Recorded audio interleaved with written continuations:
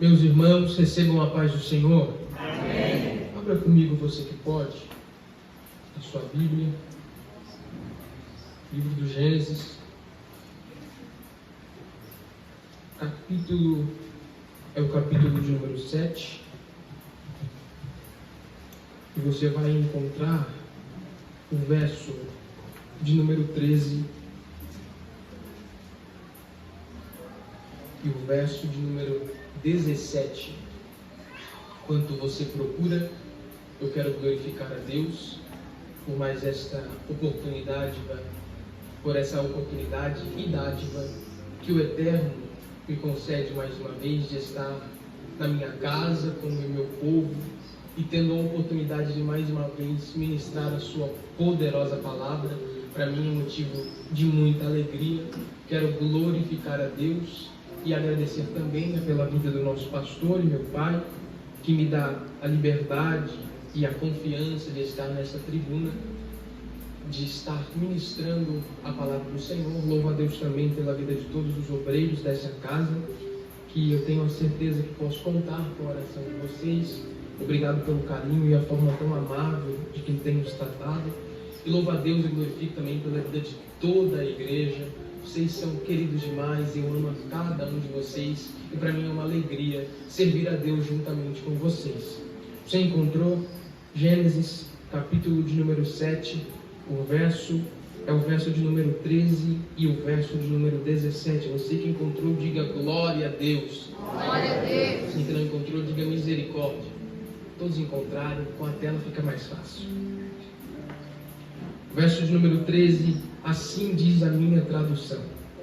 Nesse mesmo dia entraram na arca Noé, e Sem, e Cã, e Jafé, os filhos de Noé, e a mulher de Noé, e com eles as 3 mulheres de seus filhos.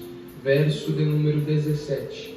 E o dilúvio esteve 40 dias sobre a terra, e as águas aumentaram, e levantaram a arca, e ela foi elevada sobre a terra. Antes de você tomar o seu assento, você vai olhar para essa pessoa bonita que está do seu lado e vai dizer assim para ela: o juízo vem aí. Não saia de dentro da arca. Assentai-vos, por gentileza.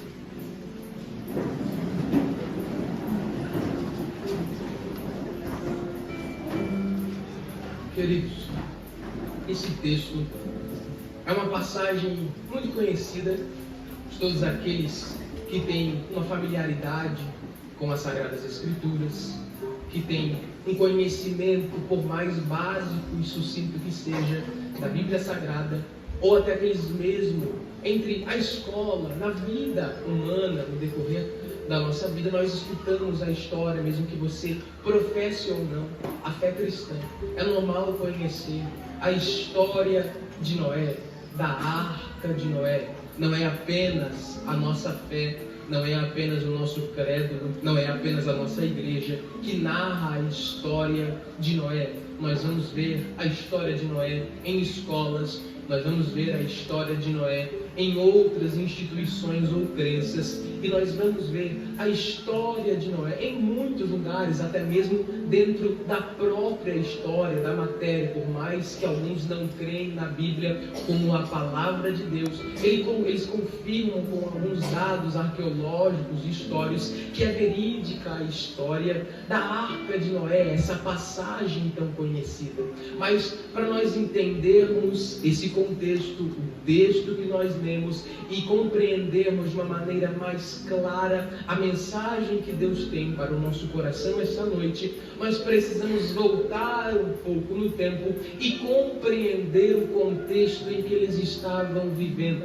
Nós precisamos entender qual era o contexto que eles estavam inseridos naquela passagem, naquele momento e nesse texto aqui. Como os irmãos bem sabem, bem conhecem, são inteligentes por demais, O livro do Gênesis, como todo o Pentateuco, é escrito por Moisés, e o livro do Gênesis é colocado como o primeiro livro justamente por conter a história da criação de todas as coisas. Eu já preguei isso a vocês e até mais de uma vez. Então vocês já sabem que se trata do início, do começo de todas as coisas, não apenas da história, não apenas do mundo, do globo, da criação, mas também da história da humanidade, a história dos primeiros seres vivos, dos primeiros humanos na terra, das primeiras famílias. O homem, juntamente com a sua mulher, estavam no jardim que estava inserido no Éden. Eles estavam vivendo ali e desfrutando de um momento íntimo e completo de aproximação e comunhão com Deus, até que eles erram, eles pecam e são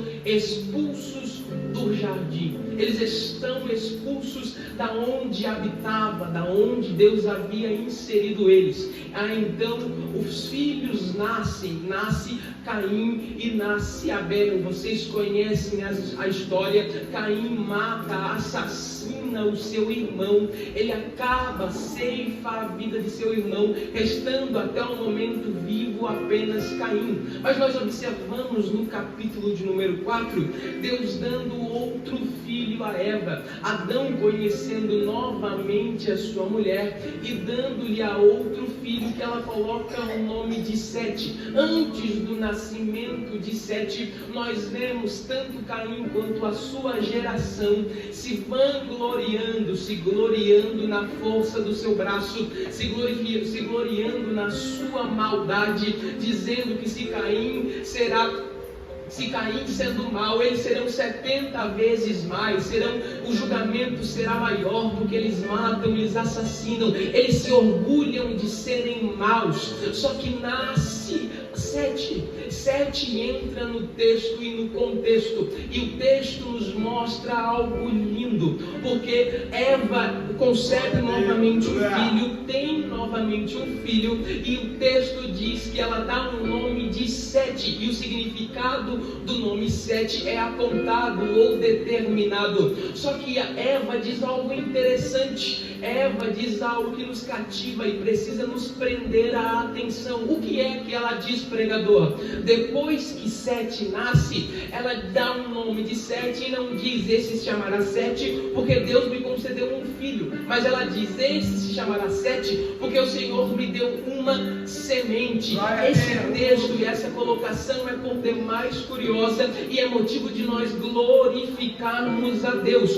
Por quê? Porque ela está dizendo, Deus me deu outra semente. Primeiro, no contexto literal, semente é aquilo que nós plantamos para colher algo no futuro. Ela já tinha tido filhos antes, e a Bíblia mesmo diz que filhos são bênção e herança do Senhor, mas por causa do pecado do jardim, Deus matou, Deus acabou com aquilo que era a bênção para ela. Deus tirou dela aquilo que seria a bênção para ela. Ela não perdeu apenas um filho, mas ela perdeu aquilo que era a bênção, ela perdeu aquilo que era a herança, ela perdeu aquilo que era importante por causa do pecado. O pecado que ela cometeu roubou-lhe dela a bênção, tirou dela a bênção. Mas eu glorifico a Deus por causa dessa palavra, porque o texto diz que Deus deu-lhe a ela outra semente. Não diz apenas filho, mas deu a outra semente. Por quê? Porque ela não tinha ainda consciência de pecado, mas tinha consciência de obediência. Ela resolveu desobedecer. Na hora e no ato do pecado, ela resolveu, ela plantou, ali era uma semente, e ela colheu perdendo o seu filho. Mas a Bíblia diz que Deus apontou para ela, esse é o significado do nome, e determinou para ela, dizendo, eu estou te dando outra oportunidade de plantar, eu estou dando-lhe outra oportunidade de semear, estou lhe dando outra semente. Até agora você errou, plantou errado, pecou no jardim, mas eu sou tão misericordioso que estou lhe dando outra oportunidade de plantar, e estou lhe dando outra semente. Talvez você chegou aqui até o dia de hoje plantando errado, semeando errado, fazendo aquilo que não lhe agrada a Deus e colhendo isso, porque Deus nunca lhe obrigou a plantar, mas sempre lhe obrigou obrigou a colher. Você não é obrigado a plantar, mas é obrigado a colher o que plantou. E talvez até hoje você tenha plantado e colhido coisas que não agradam a Deus, vivendo em um período difícil, vivendo num período na sua vida de escassez, de dor, de perda, de luto. Aquilo vem trazendo algo ruim em você, porque você tem colhido coisas ruins. Mas Deus me trouxe essa noite aqui para te dizer que Ele está te dando outra semente, está lhe dando semente novamente. Você vai ter outra oportunidade de semear. Aleluia! Glória a Deus! E o que mais, pregador? Ela está olhando, e é por isso que o texto nos mostra nos versos anteriores, a geração de Caim se orgulhando na sua maldade. Aí ela glorifica a Deus e diz: o Senhor me deu outra semente, o Senhor me deu outra oportunidade de plantar, porque a geração de um dos filhos deu errado.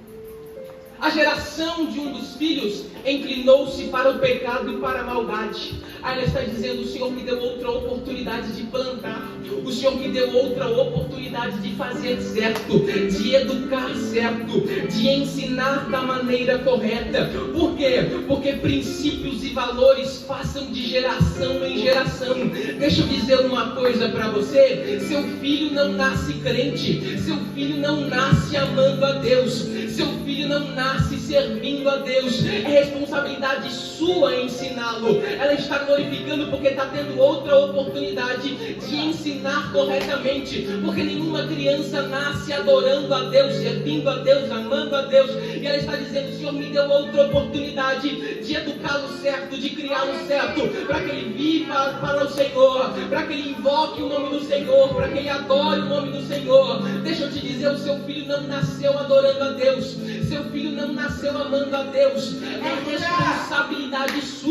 E eu digo isso, senhores, sem demagogia alguma. Eu me sinto menor dos meus irmãos, mas se eu estou aqui essa noite, não foi porque nasci assim, foi porque alguém me ensinou a ser crente, foi porque alguém me ensinou a amar a Deus. Não foram poucas as vezes que ainda na minha infância eu acordava com alguém orando na minha cabeça e me consagrando ao Senhor. Não foram poucas as vezes na madrugada que eu acordava e o barulho me roubava o sono, porque o barulho das lágrimas da língua estranhas na nossa casa em São Paulo tomavam conta do ambiente. Não foram poucas as vezes que debaixo de frio, de chuva e de vento me acordavam domingo de manhã e dizia: nós vamos para a escola dominical. Eu não quero, eu estou cansado. Nós vamos para a escola dominical. Nós não vamos perder o culto, às vezes torcendo para passar algum irmão nos dar carona, mas senão a gente ia andando mesmo. Mas no culto a gente estava lá, na escola dominical a gente estava lá. Me ensinaram a servir Jesus. Ao passando o tempo, fui crescendo, e às vezes chegava um porteiro, um obreiro dizendo: pastor Leonardo, irmã Beatriz, seu filho está lá fora, pegou uma garrafinha PET e está jogando bola, está lá no corrimão, está ouvindo o jogo do Corinthians. Aí alguém ia lá, me pegava e me colocava para dentro da igreja, me colocava para dentro do templo e dizia: vai prestar atenção no culto. Eu fui passando o tempo, eu fui crescendo, aí começou a piorar, começaram a apertar para o meu lado: você só vai ter direito a uma saída do culto, não precisa estar com sede, se for no banheiro já tome água, porque não vai sair mais. Presta atenção no culto. Foi passando o tempo, enquanto eu ia servindo alguém, ia pregando e não estava, me ligava antes do culto para dizer: você vai me dizer quais foram os hinos da harpa que cantaram e vai ter que me explicar toda a pregação de quem pregou essa noite. Ou seja, não tinha que estar apenas dentro do templo, mas eu tinha que estar prestando a atenção, eu tinha que ser ensinado. Querido, se eu estou aqui não foi por causa da minha vaidade ou porque eu nasci assim, mas foi porque alguém me ensinou a ser crente, não foi porque alguém me ensinou a servir a Jesus. Nós chegávamos na igreja, saudoso pastor Jairo Bartolomeu da Rocha dobrava os seus joelhos e orava, e me colocavam de joelhos também para orar. Ele tinha um sininho dourado que ficava do lado do altar. Todos chegavam chegavam e dobravam os joelhos, idosos, crianças, homens e mulheres, e só levantavam da oração quando ele tocava o sino. Eu não chegava e ficava na porta conversando, eu não chegava e ia brincar com os meus amigos, eu não chegava e ia bater papo com os meus colegas, eu chegava e dobrava o meu joelho, mesmo sendo criança, e ia orar a Deus. Não foram poucas as madrugadas que, mesmo pequeno, eu pegava o meu roupãozinho vermelho, colocava no chão porque o meu joelho doía, e ia na madrugada orar com aquele que está sentado me ouvindo. Por quê? Porque me ensinaram a ser crente. Querido, deixa eu te dizer uma coisa, por mais que não seja pai ainda, mas eu preciso pregar o que está escrito. Seu filho precisa aprender a ser crente, seu filho precisa aprender a servir a Deus. Não é porque tem 6, 8, 10, 15, 18 anos, você está debaixo da sua casa, o sacerdote lá é você, a mulher sábia lá é você. Não tem essa de não vou no culto porque não quero. Você é que manda lá, vai trazer, nem que seja arrastado, mas ele vai aprender a ser crente. Por quê? Porque a geração que permanece é a geração que adora a Deus, a geração que permanece é a geração que busca a Deus, a geração que não vai te incomodar no futuro. Enquanto você trouxer para a igreja, fazer prestar atenção e criar alguém crente, você não vai visitar na porta de cadeia. Enquanto você criar alguém crente, você não vai precisar buscar na rua. Enquanto você criar o seu filho crente, você não vai precisar buscar ir no bar. Crie o seu filho dentro da igreja.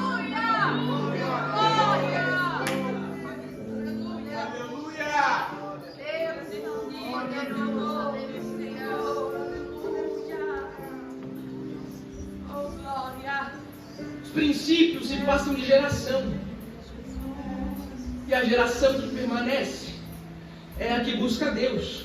Com que base você diz isso, pregador? Simples. Nós estamos falando da arca. Se a família, a única que sobreviveu foi a de Noé, que é da geração de Sete, toda a família de Caim morreu no dilúvio. Porque aqueles que profanam a Deus, que zombam de Deus e se orgulham da sua maldade, não permanecem. A geração que busca ao Senhor é a geração que permanece de pé. Podem vir batalhas, podem vir afrontas, podem apontar o dedo para você, podem te perseguir, querer te derrubar, mas se você permanece na presença do Senhor, nem você e nem a sua casa vai cair, nem você e nem a sua casa vai desabar. Eu não sei se você está entendendo, mas é profético o que eu estou dizendo. Permaneça na presença do Senhor, que nada vai abalar a sua casa, estrutura nenhuma vai abalar a sua família. Aconteça o que acontecer, bata o vento que for, a sua casa permanecerá de pé, permanecerá de pé, permanecerá de pé. Quem recebe essa palavra? Glória a Jesus. Glória a Deus. Aleluia.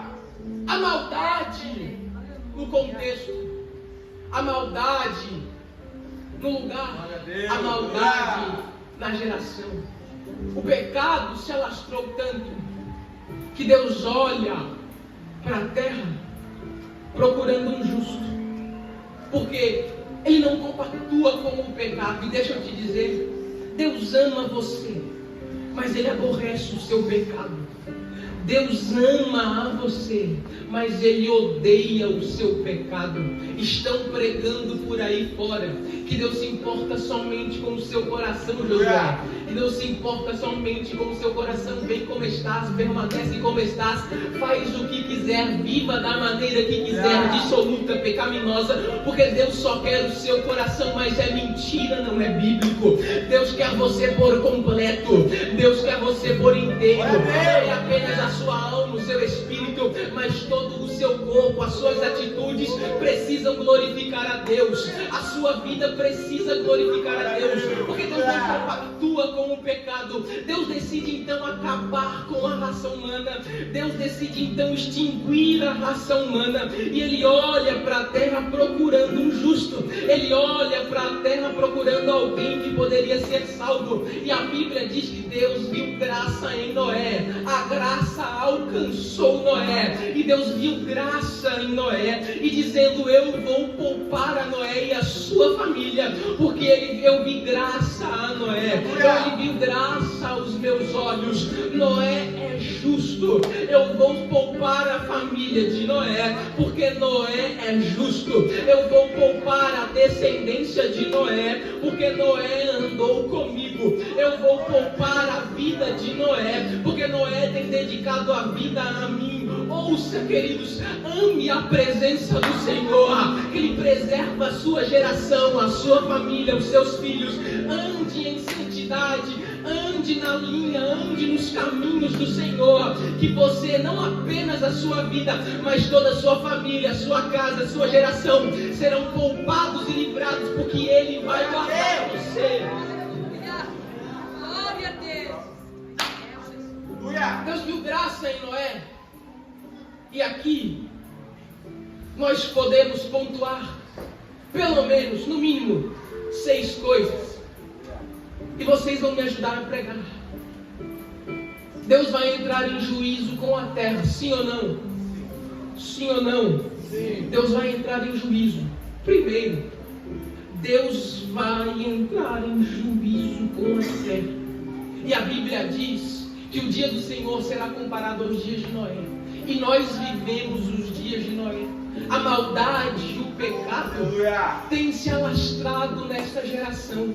O pecado tem se instalado de tal modo na raça humana, e o mau cheiro do pecado está alcançando as narinas do Eterno, de modo que Ele está de saco cheio do pecado, de modo que Deus já está aborrecido com o pecado. E não apenas isso, mas as Sagradas Escrituras nos certificam que Deus entrará em juízo. Eu vou repetir: Deus entrará em juízo, porque de Deus ninguém brinca, com Deus ninguém se escarnece, de Deus ninguém zomba. Não vão falar o que quiserem e ficar por isso mesmo. Se não colher aqui, vai colher naquele grande dia. Mas a palavra é: Deus vai entrar em juízo com esta terra. E dizem por aí que vão parar arrebatamento. Eu quero ver qual é o homem ou mulher que tem o poder de parar com o arrebatamento, de parar com o juízo.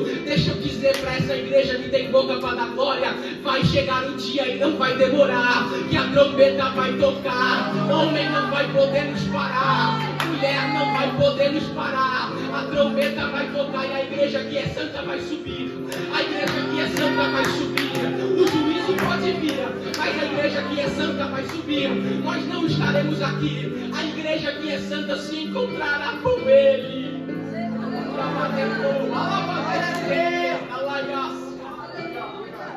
Primeiro, Deus vai entrar em juízo. Segundo, ainda há justos. Ainda existem justos. Ainda existem na nossa geração pessoas que não se corromperam. Aqueles que andam valorizando a presença do Senhor, que buscam a face do Eterno, que valorizam a presença, que valorizam andar em santidade. Porque por mais que alguns tenham se corrompido, invertidos-se os valores, alguns ou outros tentam generalizar e dizer que não há mais justos, que a igreja por completo se corrompeu, que já não existe mais santo na igreja, que a igreja agora está toda corrompida. Criaram até uma música para dizer tais coisas, mas isso não é bíblico, porque a igreja cresceu no nome de Jesus Cristo. A igreja não está fundamentada no nome de homem, de A ou B, mas nós estamos fundamentados naquele que vive e que reina. E se Ele é o cabeça da igreja e é santo, o corpo também é santo. Ainda há justos no nosso meio, ainda há justos nessa geração. Por mais que alguns decidiram se corromper, existem alguém que ainda valorizam a santidade. Ainda existe uma geração que ama a presença do Eterno. Terceiro, Deus fala com os justos. Primeiro, Deus vai entrar em juízo. Segundo, ainda há justos. E terceiro, Deus fala com os justos.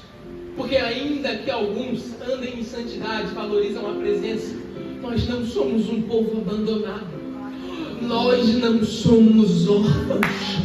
Nós não estamos jogados ao léu. Nós andamos em santidade porque temos um exemplo de alguém que é santo. E esse alguém que é santo continua falando com a igreja que anda em santidade.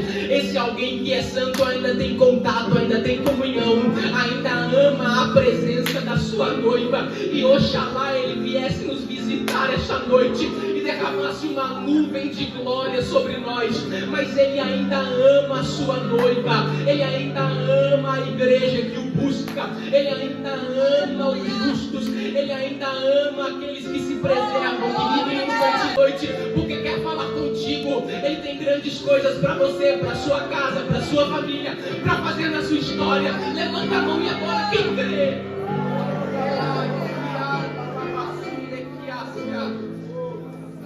Primeiro, Deus vai entrar em juízo. Segundo, ainda há justos. Terceiro, Deus fala com os justos. Quarto, Deus alerta os justos do juízo. Deus ainda alerta, Ele não apenas fala, mas alerta os justos do juízo que virá.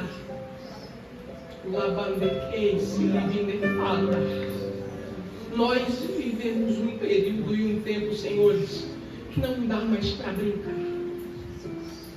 Não dá mais para brincar de ser crente. Não dá mais para brincar de servir a Deus. Porque os sinais lá fora têm nos apontado, e Ele está falando conosco através dos sinais, que o dia do juízo está vindo. E não é apenas lá fora, mas a sua palavra também diz que o dia do juízo está chegando. O dia do juízo está vindo. Queridos, ouçam-me, porque é dando Coca-Cola e contando piada, mas o que agora é sério. Eu estou aqui não porque a palavra também diz, mas para alertar como boca de Deus que o juízo está vindo. O juízo vai chegar. Deus está irado com essa geração. Deus está irado com o pecado desta terra. Deus está com nojo do pecado. Mas os justos que estão aqui, Ele está alertando: calma, eu ainda conheço vocês. Eu ainda conheço o seu coração. Eu sou um Deus que sonda os espíritos. Eu sou um Deus que sonda os corações e sei separar o joio do trigo. Eu sei os que são meus. E assim diz o Senhor para a igreja de Cadela: eu vos livrarei do dia do juízo. O dia do juízo vai chegar, vai ser derramado, mas vocês serão preservados. Vocês serão preservados. Vocês serão preservados.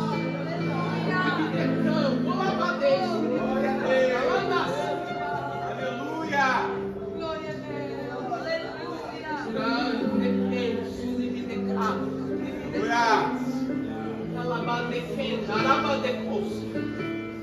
Deus está nos alertando. Deus está nos alertando.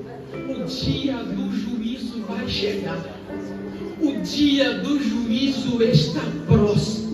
E eu preciso lhes alertar. Creia você ou não, eu preciso lhe alertar que Deus vai entrar em juízo com essa terra. Por quê? Porque nós vivemos dias piores do que os dias de Elias. Por quê, irmão Daniel? Porque nos dias de Elias existiam falsos profetas. Existiam os profetas de Baal, e eles adoravam a Baal, buscavam a Baal, idolatravam outros deuses, faziam atrocidades, e havia sacrifício até de seres humanos, mas fazia nos seus altares. Hoje existem falsos profetas que querem o nosso altar.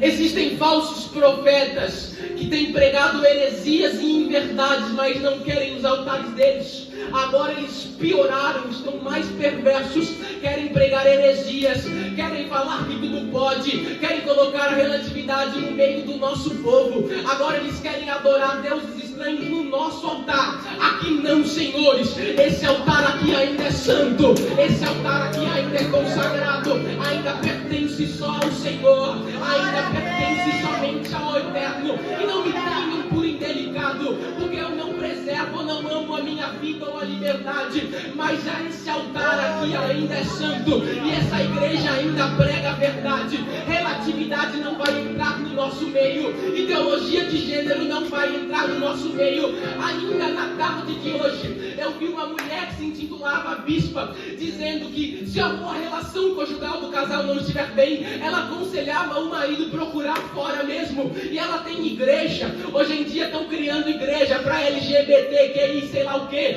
Estão criando todo tipo de igreja para que nós possamos nos sentir confortáveis com o nosso pecado. E Deus está enjoado do nosso pecado, e Ele está nos alertando esta noite. Chega, vai chegar o dia do juízo. Chega, eu vou acabar com essa palhaçada. Chega, eu vou tirar profeta de Baal de cima do meu púlpito, e o altar vai voltar a ser consagrado. O altar vai voltar a pertencer somente a minha glória.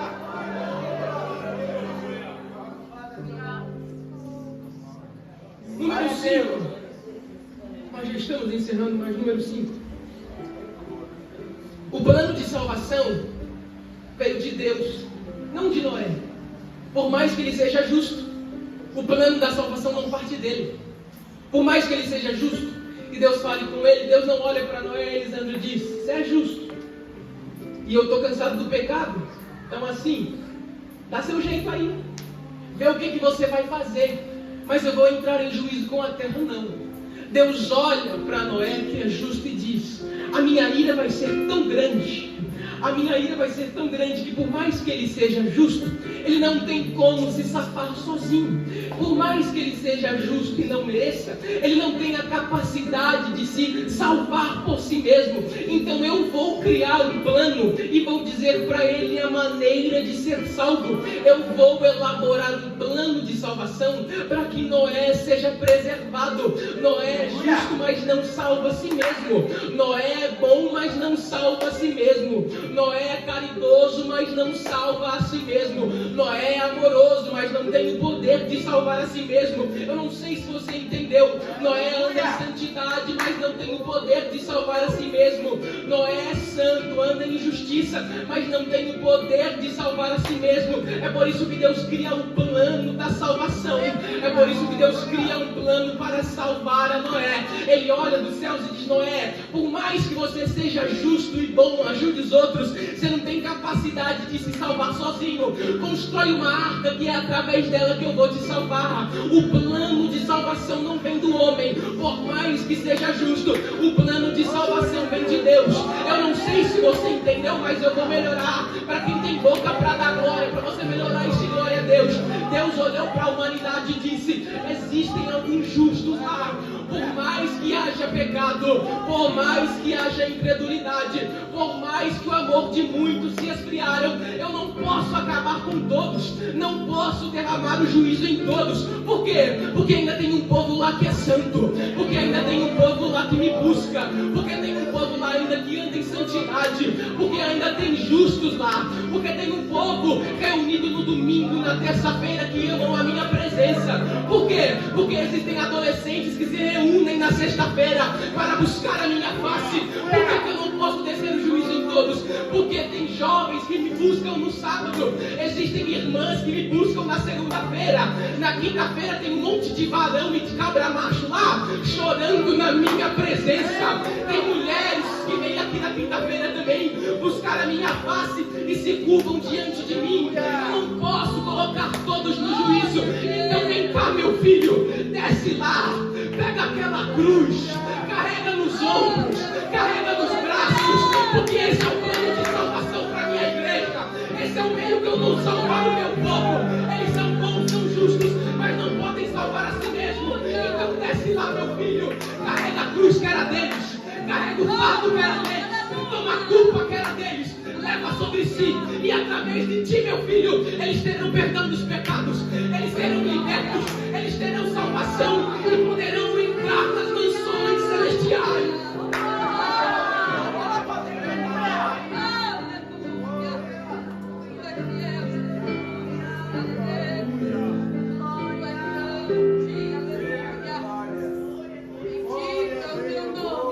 O plano de salvação vem dele.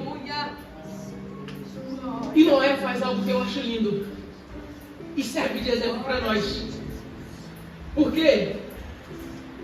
Porque Noé entra na arca, obedecendo à vontade e à voz de Deus, coloca os animais, e a Bíblia diz que eles entraram na arca, mas ainda não havia dilúvio. Eles entraram na arca por causa das águas do dilúvio, mas ainda não havia chovido. Eles entraram na arca, mas ainda não havia chuva. Eles entraram na arca, mas ainda não tinha nenhuma gota sobre a terra. E olha como isso aqui é lindo. Eu falei que tinha os 6, mas os 6 eu vou deixar para o final. Olha como isso aqui é lindo. Eles tomam os animais, a Bíblia diz que eles entram por causa do dilúvio, mas ainda não há dilúvio e nem chuva. Ele está entrando porque creu na palavra do Senhor, acreditou no que Deus lhe disse, e ele sabe, vai chover, vai vir chuva, vai vir dilúvio. Não está chovendo ainda não tem gotas de água, mas eu não sei se o juízo de Deus do dilúvio virá pela direita. Eu não sei se o juízo de Deus virá pela esquerda.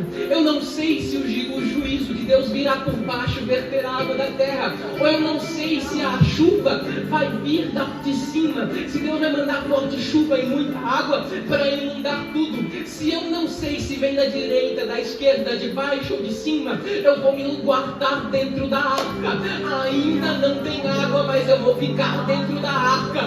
Deus não mandou o dilúvio ainda, mas o meu lugar é dentro da arca. O meu lugar é dentro do plano da salvação. O dilúvio ainda não chegou, o dilúvio ainda não veio, mas eu vou permanecer dentro da arca. Ele entra na arca sem ver água, e passam-se 7 dias e começa a chover. O que eu quero lhe mostrar aqui, senhores, é que o dilúvio representa a grande tribulação, representa os dias finais. Mas nós não precisamos esperar os sinais, nós não precisamos esperar a coisa piorar para pensar, agora eu busco a Deus, agora eu vou para a casa de Deus, agora eu vou buscar a presença. Não, nós não sabemos quando vai acontecer, nós não sabemos quando vai chegar. E qual é o nosso papel? Permanecer dentro da arca, permanecer dentro da arca, permanecer naquele que nos salva, permanecer no plano de salvação, permanecer aqui dentro. Ainda não tem sinal de chuva, mas eu estou dentro da arca. Ainda não tem sinal do fim, mas eu estou dentro da arca. Se for amanhã, eu estou dentro da arca. Se for semana que vem, eu estou dentro da arca. Se passar 100 anos, eu continuo dentro da arca. Mas eu não largo a arca, eu não saio de dentro da arca. Independente do dia do juízo, o meu lugar é dentro da arca. Independente do dia que o Senhor vai vingar, eu vou estar dentro da arca, porque a arca é um plano de salvação para minha vida. Ouçam, queridos, eu não sei qual é o dia que a trombeta vai tocar, mas de uma coisa eu sei, ela vai tocar. Eu não sei qual é o dia que o Senhor vem nos buscar, mas de uma coisa eu sei, Ele vem nos buscar. Eu não sei qual é o dia da redenção, mas a redenção vai acontecer. E até lá, pregador, permaneçam dentro da arca, permaneçam dentro da arca. Não saiam de fora da arca, não abandonem a arca, não saia daquilo que Deus fez para livrar a sua alma. Glória a Deus, aleluia. Aleluia, Jesus, aleluia. E Noé entra na arca, eu já estou parando. Noé entra dentro da arca, mas não entra sozinho. E não é apenas os animais que acompanham a Noé, mas a Bíblia diz que Noé entrou, sua esposa entrou, seus filhos entraram. Não sei se você pegou. Noé entrou, sua esposa entrou, seus filhos entraram e a esposa de seus filhos. Noé estava na arca, sua esposa estava na arca, seus filhos estavam na arca e a esposa de seus filhos estavam na arca. Qual é a palavra, pregador? Eu vim aqui para te dizer e para profetizar para a sua vida que há salvação para a sua casa. Não é apenas para você, mas antes que o juízo chegue, você vai estar dentro da arca, sua esposa vai estar dentro da arca, seu marido vai vai estar dentro da arca, seus filhos estarão dentro da arca. Mas pregador, minha esposa se perdeu, meu marido está no vício, meus filhos estão na droga, meus filhos se perderam. Não importa, eu vim como profeta, e se você crer, levanta a mão. Antes do dia do juízo, a sua família vai estar aqui dentro. Antes do dia do juízo, você vai ver os seus filhos servindo a Jesus. Antes do dia do juízo, você vai ver o seu marido, a sua esposa servindo a Jesus. Antes do dia do juízo, você vai ver o seu marido que vive à torta direita de qualquer maneira, vestindo um terninho, colocando a Bíblia embaixo do braço e servindo a Jesus. Aquele seu filho que se perdeu na bebida, na droga, que está de uma maneira dissoluta por aí fora, não se preocupe. Antes do dia do juízo, ele vai estar aqui dentro cantando nos adolescentes, ele vai estar aqui dentro cantando nos jovens. Fique tranquilo, porque antes do dia do juízo, a sua casa vai ser salva, a sua casa vai ser salva, a sua casa será salva.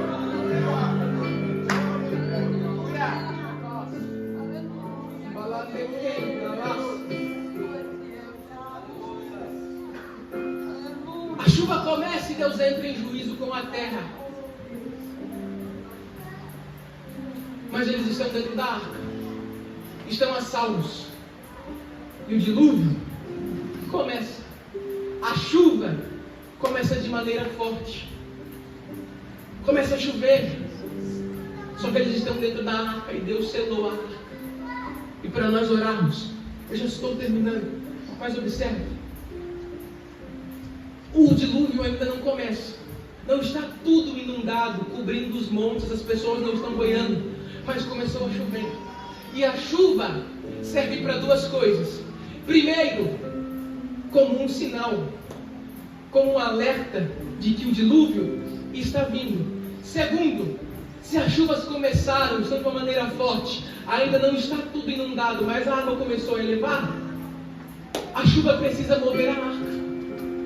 O que é sinal precisa mover a arca. Sabe qual é o problema da nossa geração? É que Deus tem mandado sinais para nós de que o dia do dilúvio está chegando e a nossa arca está parada. Deus está nos dando sinais de que Ele está vindo, de que a trombeta vai tocar, que o juízo vai chegar, que o arrebatamento vai acontecer e a nossa arca está parada. Nós não estamos observando os sinais e percebendo, é verdade. O dia está chegando. Eu não preciso ter por preciosa minha vida ou liberdade, mas eu preciso pregar para minha família, preciso pregar no meu emprego, preciso pregar na minha escola, preciso pregar na minha faculdade. A humanidade, a minha geração, ou aqueles que estão perto de mim, precisam saber disso também. Nós precisamos movimentar a arca, nós precisamos pregar o Evangelho, precisamos pregar para esse mundo que vai chegar o dia do juízo. E salvação é só dentro da arca, salvação é só aqui dentro. Nós não temos o poder de salvar ninguém, mas aquele que nos salvou nos disse que o lugar da salvação é aqui dentro. Nós precisamos nos movimentar e trazer pessoas para dentro da nossa arca, independente se vai lotar, aí Deus dá um jeito, ou o pastor dá um jeito, faz 2, 3 cultos, mas essa arca precisa se movimentar. Nós precisamos ganhar canela para Jesus antes do dia do juízo. Canela precisa ouvir o Evangelho. Antes do dia do juízo, eu profetizo que essa igreja será usada para o estado do Rio Grande do Sul ouvir acerca do Evangelho. Essa arca vai ser movimentada. Os sinais estão vindo, a política nos mostra, os jornais nos mostram, a natureza nos mostra. Está vindo o dia, está chegando o dia, mas essa arca que vai se movimentar e nós vamos encher ela, nós vamos encher ela. Não vai ter mais boca de fumo, não vai ter mais mar, não vai ter prostíbulo, nós vamos encher a arca.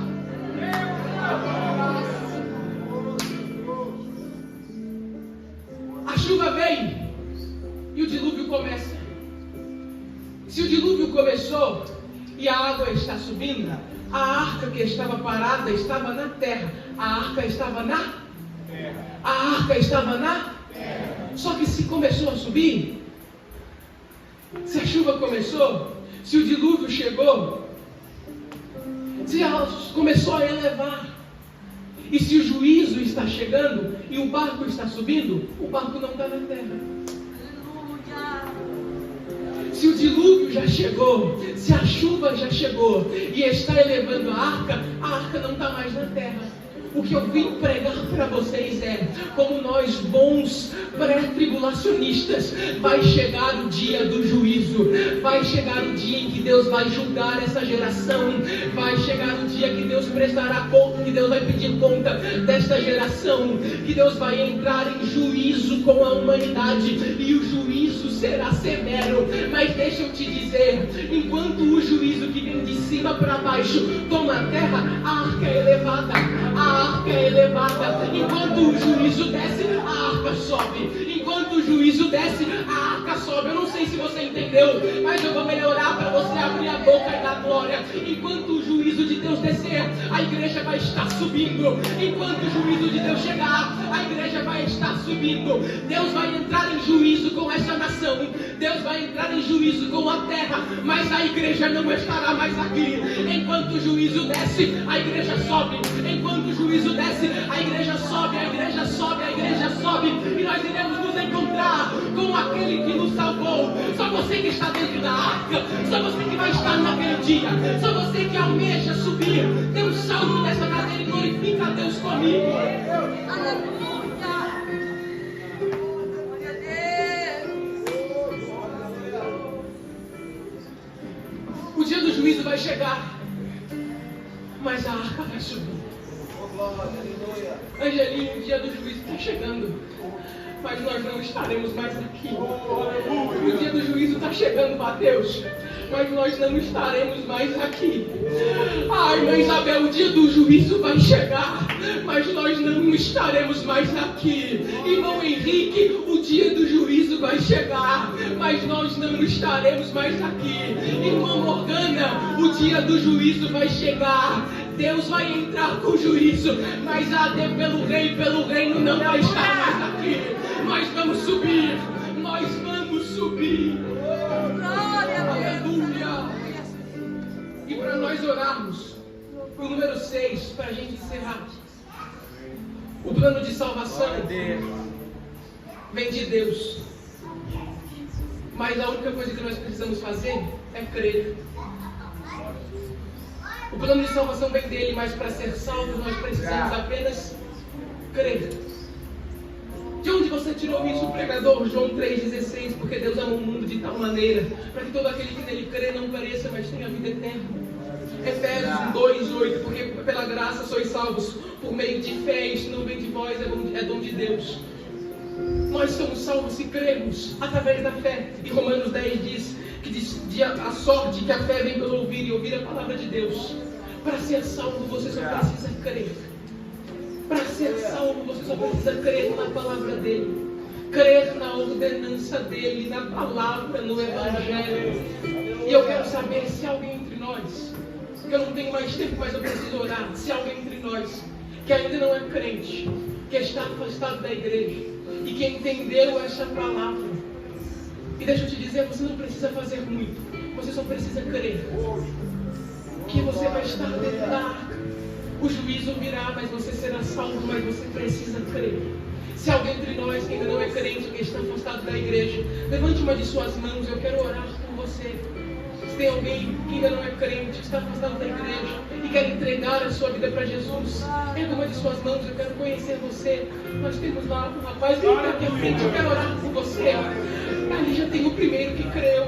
Aleluia, Aleluia, glória a Deus. Se há mais alguém que ainda não é crente, que está afastado da igreja, que quer entregar a sua vida para Jesus, que crê nessa palavra, eu não tenho mais tempo, vem até a frente, eu vou orar.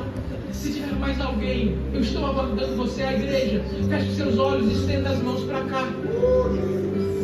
Olha o Senhor juntamente comigo, porque aqui tem uma vida que creu, que vai estar dentro dessa arca, que aqui dentro será cuidado, e nós iremos subir juntos. Estenda suas mãos, vamos orar. Pai amado, soberano e querido Deus,